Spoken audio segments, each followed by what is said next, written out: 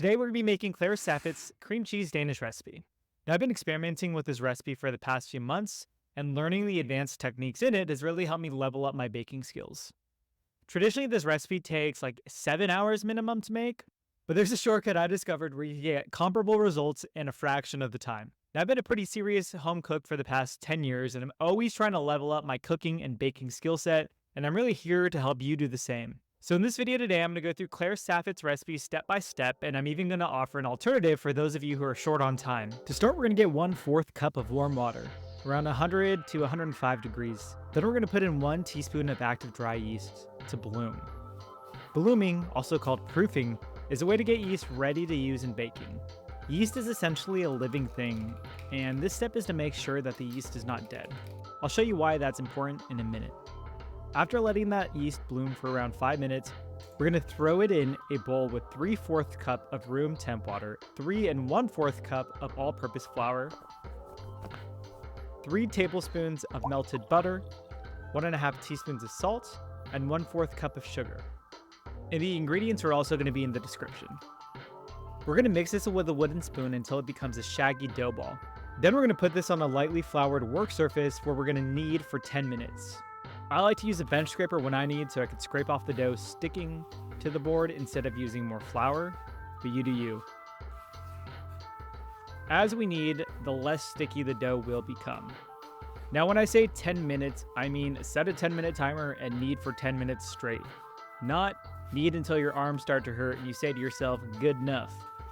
We're building gluten here, folks. This process aligns the proteins into a network of strands that's going to trap the air bubbles, resulting in a light and airy final texture. We ain't making crackers.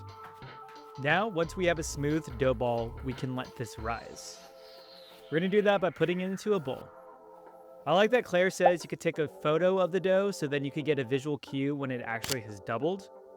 Cover with a towel and let it hang out in a turned off oven with the light turned on for about an hour. I'm going to move over my sourdough. It's a video for another day. While that rises, we can start on our butter block. We're going to get 12 ounces of European butter and cut it into cute little cubes. European butter? What's the difference between that and American butter, you may ask? Well, American butter thinks football is this, and European butter thinks football is this. Kidding. European butter is higher in fat content than American butter. I know, weird. In this situation, Europeans have more fat. After you're done cutting the butter into cubes, we're going to sandwich in between 2 pieces of parchment paper and we're going to beat this butter flat. Once that butter is flattened, what I do is fold the edges into the parchment into a 7-inch square, and then we're going to flip it over and continue to beat and roll the butter until it molds into all 4 points of our parchment square. We're going to work this into an even thickness of about 1/4 of an inch. Now look at that, you should have a square of butter. Throw this in the freezer for 10 minutes before transferring to the refrigerator to chill. Sweet, now that our hour's up, we can check on our dough. Look at that, doubled in size. Remember when I said, I'll show you why blooming is so important in a second?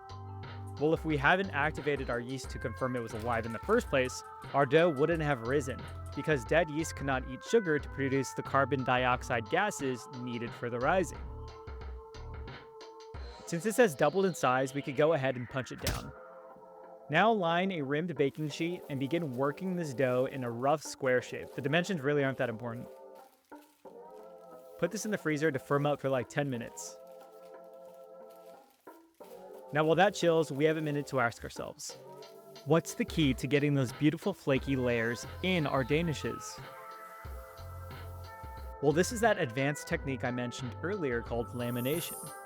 For those of you who don't know, this is the same technique used to make croissants, pain au chocolat, and puff pastry. We'll revisit that later. Essentially what we're going to be doing is rolling and folding our dough over and over, resulting in a total of 161 alternating layers of dough and butter. So to laminate our dough, we're going to get our chilled dough from the freezer and we're going to roll it out so it's like an 8-inch square.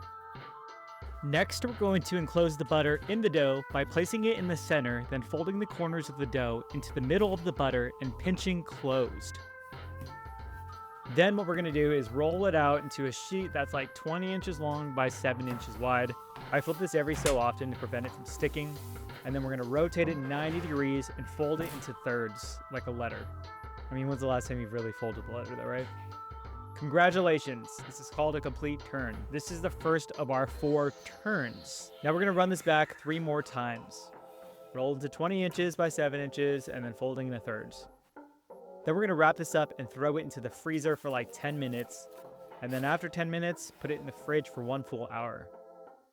After that hour is up, we could remove and do our final 2 turns. You already know the deal here. Flip, turn, roll, do all the things that we did earlier. And then we're going to wrap it back up and put it in the freezer again for 10 minutes, and then taking it out and putting it in the fridge for another hour. I know, long ass process. While that chills, we can start on our cream cheese mixture and our cherry compote. So get a pack of cream cheese, room temp, and mix in 1 egg yolk. Easy enough. Then place into a Ziploc bag so we can pipe it later. Now get the juice from half a lemon and a teaspoon of cornstarch and mix. Combine 1 pound of frozen cherries, a 1/4 cup of sugar, the zest of 1 lemon, and a 1/4 cup of water in a saucepan. Stir and bring to a boil. Once it hit that boiling point, then you could add in your cornstarch mixture. Add to a heat-proof bowl and throw in the fridge to chill. Now, preheat your oven to 400, and we're going to bring out our dough from the fridge. And we're going to roll it out on a lightly floured work surface to an 18 by 12 inch rectangle. This is going to be like a pain in the ass, and you have to work pretty quickly so the butter doesn't melt, but I believe in you. Cut this rectangle in half, and you could either make 12 big-ass pastries or 24 cute little ones. I did both to show you the different sizes and how they would look, but if I had to redo it, I'd probably just make 24 cute ones. Use a fork to stab the center 3 times. Then pipe that cream cheese mixture on. Grab your cherry compote and add 1 cherry to each of the little danishes and 2 to 3 for the big ones. We're going to do our final proof. This is where our little yeast friend continues to eat that sugar and expand that dough.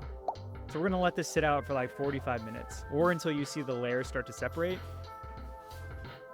Then we're going to throw it in that 400-degree oven and drop that oven temp down to 350, baking until like 20 to 25 minutes or until you get these beauties. Dust some powdered sugar on these bad boys. Now these are fire, but these still took like 7 hours to make. So how can we get those comparable results in a fraction of the time? Well, you don't have to make the dough from scratch. You could go to the store and buy frozen puff pastries and just lie to your friends. Just kidding, don't lie. But if you're short on time and laminating a dough is just way too daunting of a task, then it's totally okay to buy it. Cut into pieces, do the same steps, stab with a fork, pipe the cream cheese mix, bake according to the directions on the box, and here we have a side-by-side comparison of the 2 pastries. But let's do a final taste test.